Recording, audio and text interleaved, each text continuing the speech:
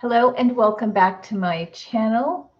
I am Sophia Roos and I am doing a perfume review for the Original Poison by Christian Dior. And the reason that I chose to do this video right now is because this perfume came out in 1985, which means I was a preteen pretty much back then. And this actually, when I got to 9th grade and 10th grade, this was my perfume. This was my poison. And I wore it religiously and I just loved it. And you know what? I got a lot of compliments from people. Of course, it was all the rage, but I got a lot of compliments. I wore it up until, I wore it regularly in 9th and 10th grade. I was obsessed with it. I don't know how I got money for it, but I did. And I wore it a little bit in high school in 11th and 12th grade. And I remember having a boyfriend in 11th and 12th grade that really loved the smell of this perfume. And it was after I had stopped wearing it for a while, but I guess I had a little bit left and I decided just to keep using it. But so I've always loved this perfume. I went many, many years without owning a bottle, because I just kind of started smelling other things and just got familiar with other things as we all do. You know, lots of great new perfumes out there to try. So I bought a couple of bottles. This is a little tiny one. I believe this is a 1 milliliter, 1 fluid ounce, 30 milliliters. I bought it just to nostalgia, I guess.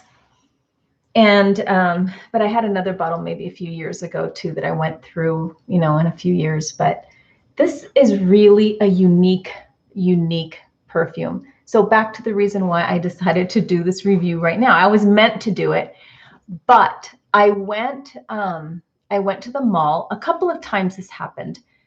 I went to the mall and I was smelling different perfumes and I picked one up that seems to be all the rage right now, that everyone just loves.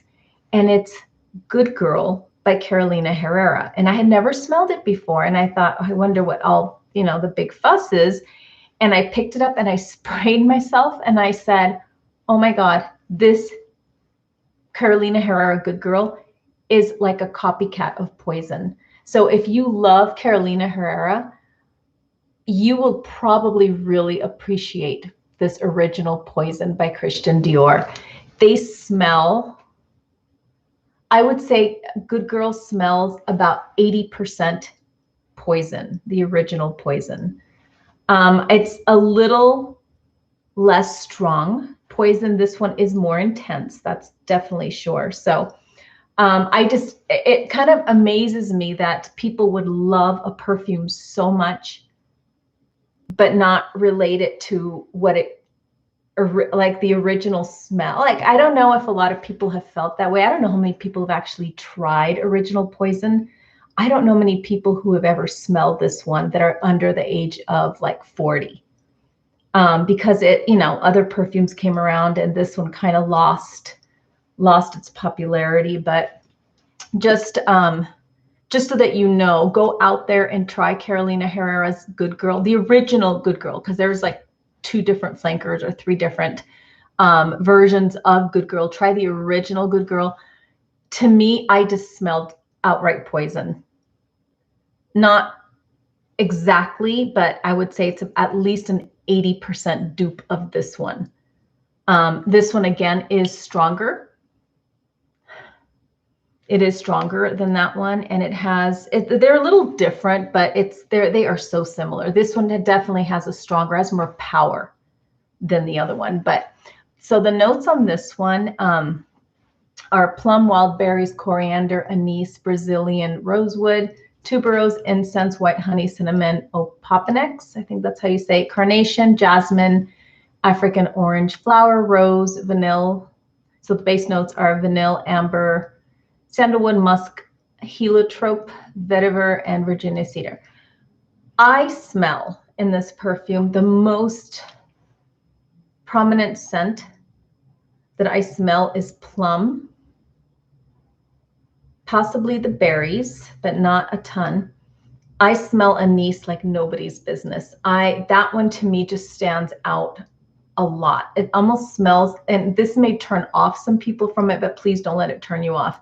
Like black licorice in a good way. If I hate the way black licorice tastes, but in the smell, it's delicious. Like it really smells good. So anyways, I mostly smell the plum, some berries, anise very strongly. So those, the plum and the anise are the strongest to me.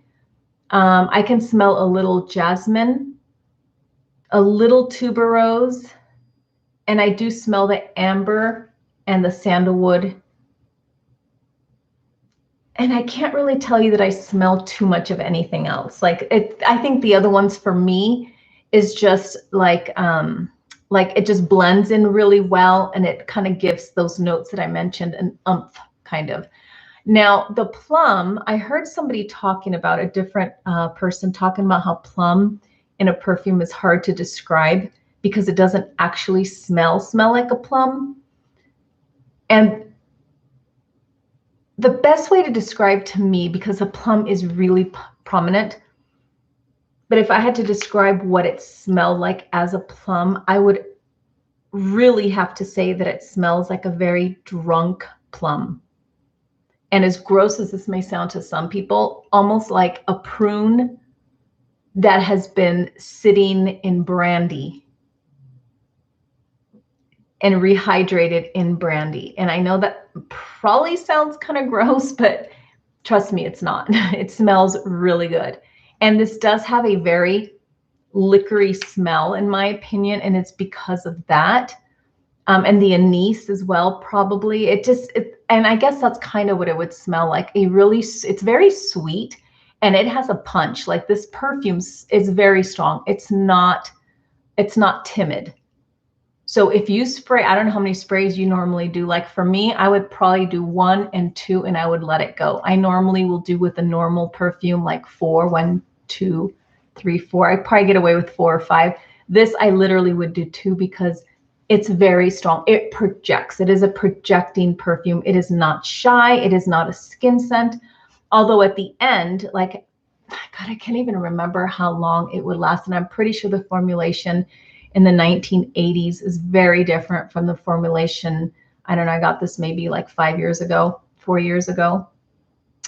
I'm sure the formulation's different, but I didn't carry it around with me at school. And I just remember wearing 1, 2, 3, maybe 4 sprays, and people could still smell it at the end of the school day. So maybe it's weaker now. I don't know, but it's definitely a projector. And if I'm saying it correctly, the sillage is good. It's a very, very projecting, very pronounced, I am here, so you will definitely get your money's worth if that's what you like in a perfume. I'm not so much of a perfume.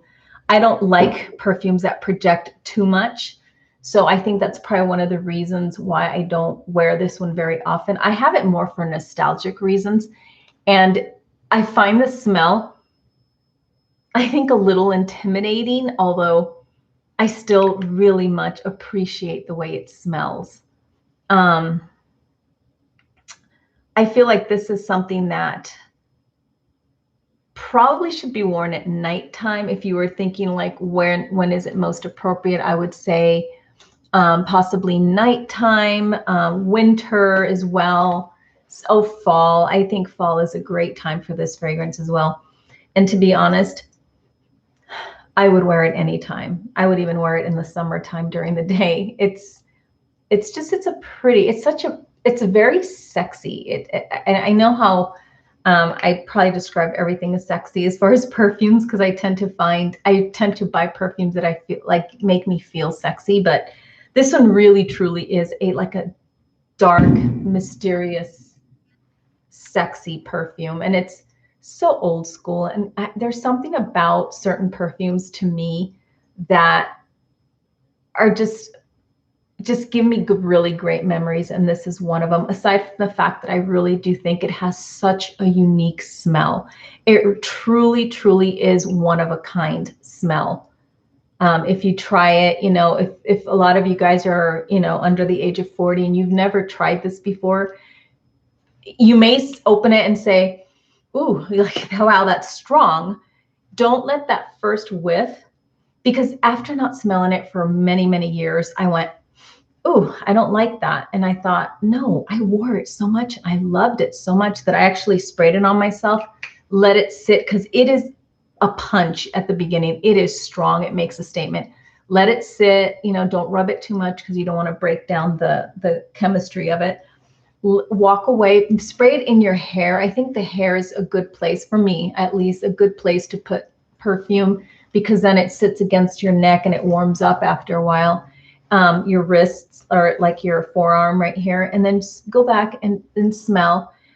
I think you're gonna like it, and it's the only Poison I feel that has been kind of left out, because it's the original. It's old. I know it's old as heck. It's a 1985. It's pretty old. I know that. So, but it still has such a beautiful, unique, and that's the key word, unique smell, sexy, dark. This is also one of the very few perfumes that I can honestly say reminds me of something a bit gothic as well. Like if you are into like more gothic-y, dark things, and I'm not talking gothic like cobwebs, you know, like the typical gothic look, but if you are into more darker, mysterious things like that, and yes, gothic too, but I can see this on a person that really is into like the beautiful gothic culture, and it really, I think, lends itself to that smell. Like the smell does have something very mysterious to it. It's dark, sexy, warm. I find it very warm. I've heard someone describe it as cold. I find it very, very warm. And again, it's a great projector, good silage, but it does become a little bit of it'll still stay and it'll still smell very sweet on your skin. Again, best way to describe it is like a drunk plum with some star anise and some flowers. That's, to me, the best way to describe it. So anyways, I do recommend this perfume. I wouldn't have it if I didn't feel some attachment to it. I don't wear it very often because as you know, as you grow, you kind of change. Your tastes change. And although I still find it very beautiful, and I will wear it once in a while because it just brings me memories, but I also find it very pretty. I would really like to see more people wearing this and people giving it a try as well, because I do think, especially if you are a person obsessed, because I know there's a lot of people out there obsessed with Carolina Herrera's Good Girl. I feel like if you were to try this one, that you might be pleasantly surprised and think, wow, this is kind of a copycat. I find it to be kind of a dupe, the Carolina Herrera dupe of Poison. And it's more modernized. It comes in this high heel shoe and a stiletto, which I think appeals to a younger audience as well, and older. But yeah, I feel like you might find yourself pleasantly surprised if you try this one, especially if you do like the Carolina Herrera. And just try one on each hand and see what you think. But if you haven't tried going out there and smelling this one, I strongly suggest you do. I don't think you'll be disappointed. So anyways, that is my review of Poison by Christian Dior. And thank you for watching my channel. Please, if you do smell it for the first time, let me know what you think. All right, bye-bye. Thank you.